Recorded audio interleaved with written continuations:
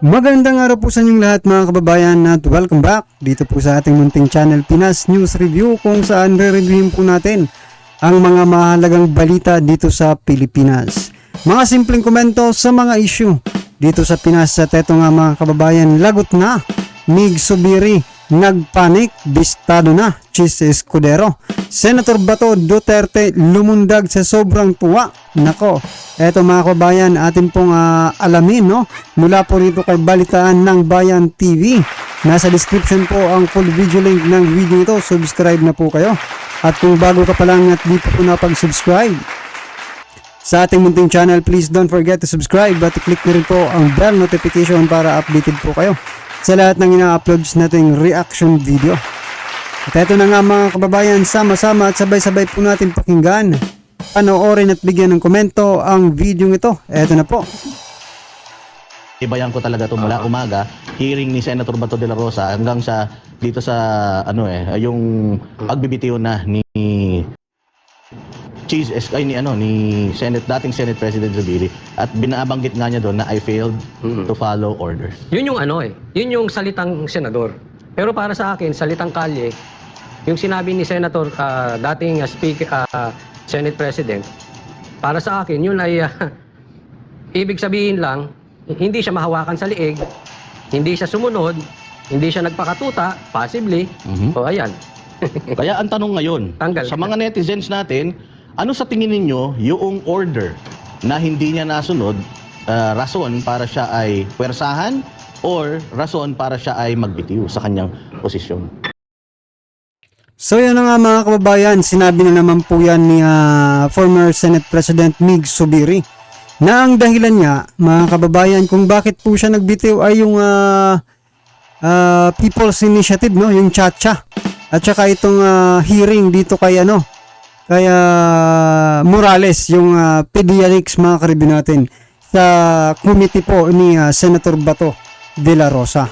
So yan po yung mga dahilan, no? Hindi po niya sinunod, no, yung sinasabi niyang makapangyarihan na yan, makapangyarihan ang sabi niya. Mas makapangyarihan pa sa kanya.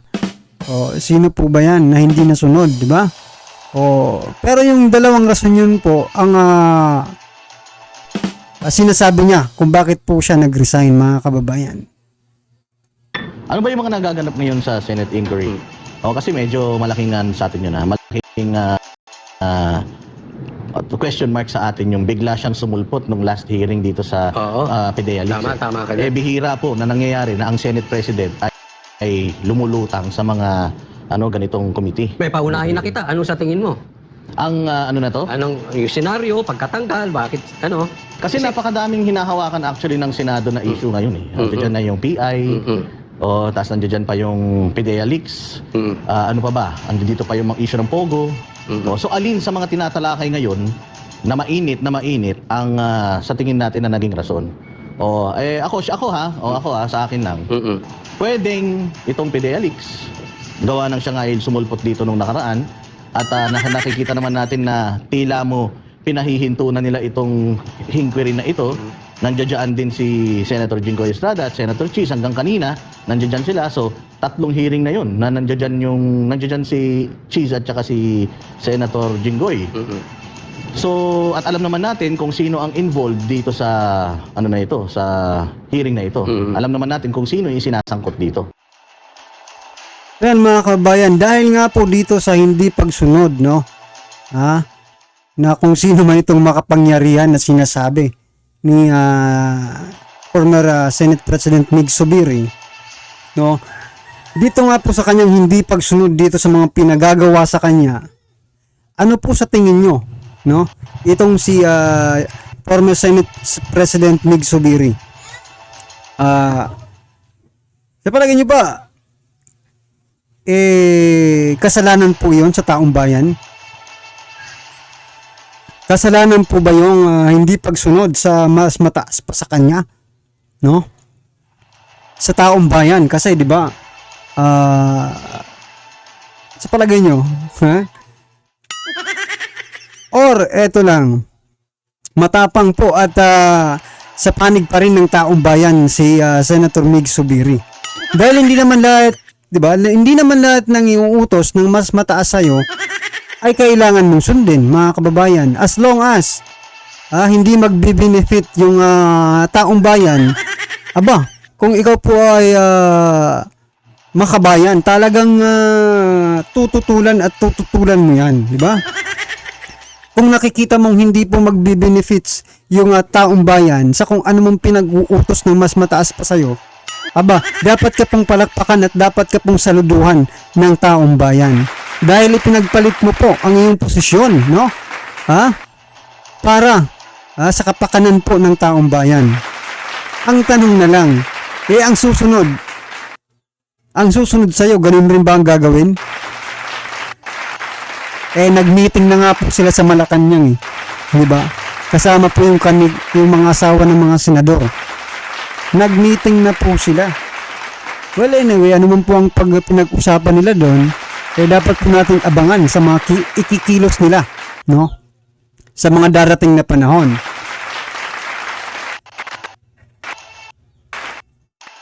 So, saan nanggaling yung pressure? Ano ba yung pressure? So, ako nakikita ko malaki ang ambag nitong PDLX. Kasi, pwede namang, bilang isang Senate President, pwede mo kasing pigilan ito.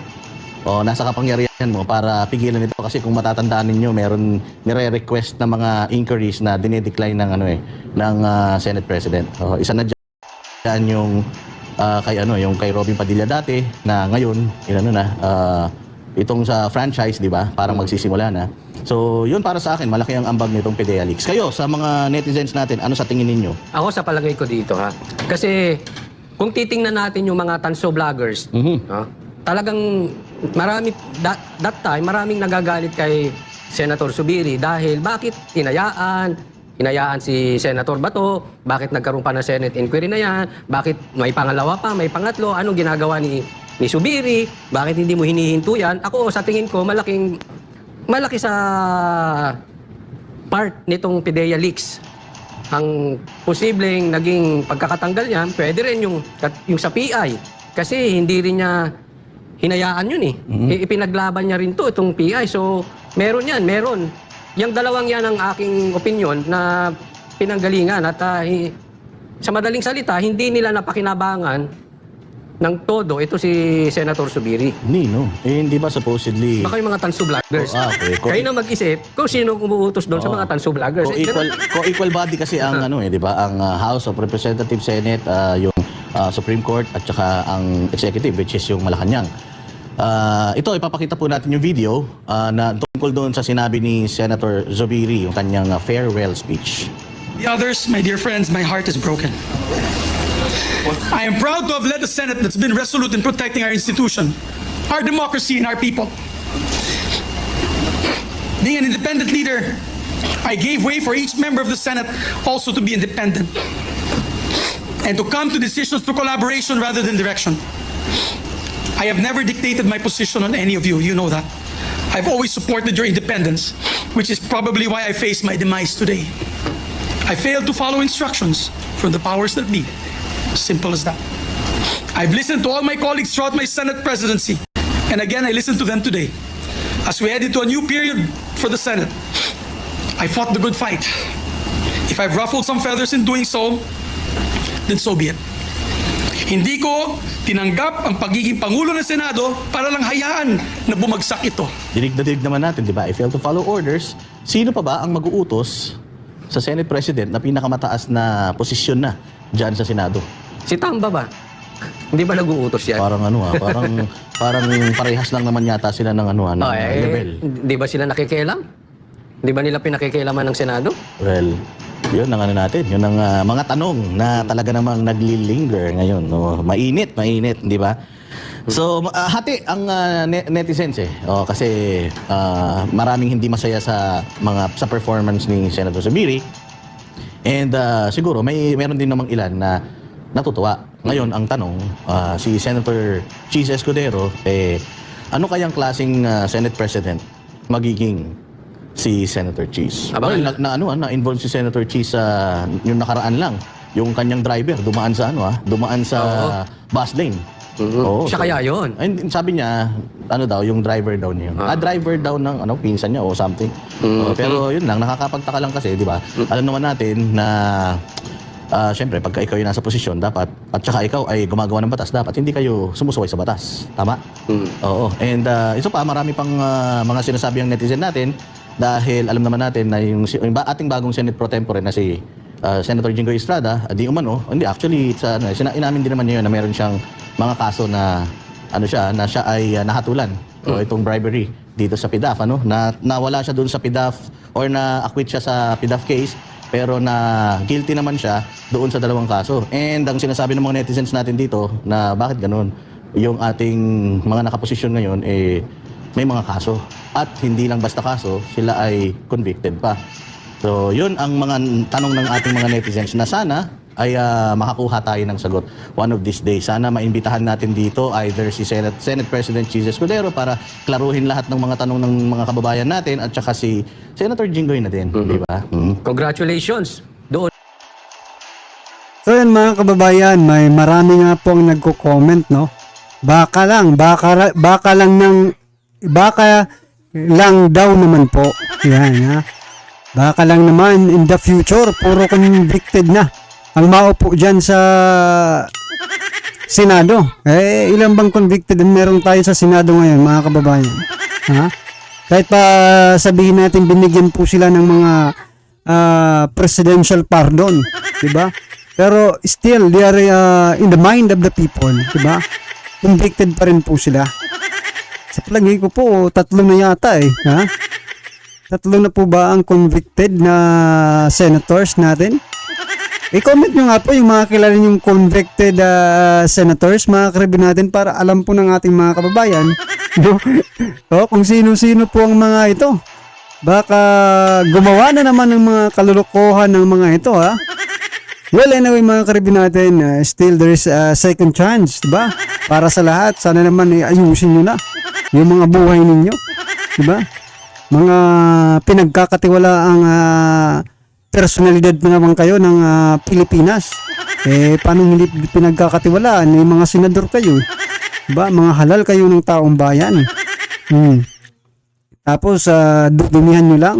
Aba, kung ayaw nyo na po, ibigay nyo po sa may mas nararapat, diba? Ito nga lang ito nga po ang napaka laking question mark sa ating lahat, no? These people, itong mga senador, mga karibu natin, ay gumagawa ng batas, no? Siguro ko naman, alam din nila yung mga batas. Kasi, paano sila gagawa ng mga batas kung hindi nila alam yung mga existing na mga batas natin? Pero they are the one who is violating the law. Diba? Nako. Dapat yung hinahalal natin, mga kababayan, yung walang halong bahid ng kasinungalingan, bahid ng kalukuhan, bahid ng kasamaan, di ba? Dapat yun ang ibininalagay natin sa pwesto. Well, siguro ko mangyayari na yan, mga karibu natin, kasi marami pong nagko-comment na okay, sa 2025 magkakaalaman din, hanggang kailan kayo dyan, di ba? Kasi yung iba may susunod pa naman, di ba? Kaya abang-abangan na lang po natin. At least ngayon, unti-unti po nating nakikilala ang mga hinayutak na ito, di ba? Yan mga karibu natin, ano naman po ang inyong opinion? I-comment lang po sa baba para at least alam po ng ating mga kababayan na inyo pong reaction patungkol po sa video nito, right? Kung bago ka pa lang at dito po nakapag-subscribe sa ating munting channel, please don't forget to subscribe at i-click na rin po ang bell notification para updated po kayo sa lahat ng ina-uploads nating reaction video. Yan, maraming salamat po.